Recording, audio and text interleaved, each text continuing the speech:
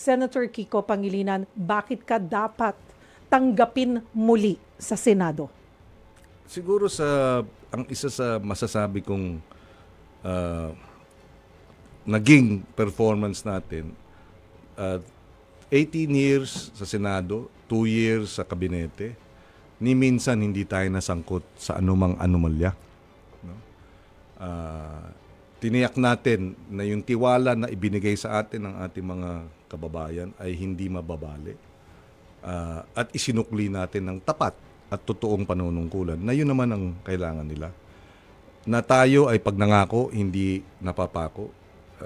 Pinangako natin na gagawa tayo ng mga batas para tumulong sa ating mga magsasaka noong 2016 at yung 2019, yung Sagip-Saka Act na nakakadagdag ng milyong pisong halaga ng benta. Hindi lang 1 million, mga 10, 15, 20, 30, 50 million sa ating mga mangingisda at magsasaka.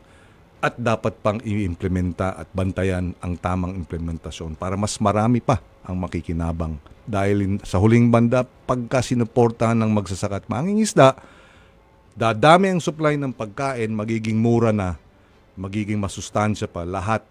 Buong 120 million Filipinos makikinabang sa murang pagkain.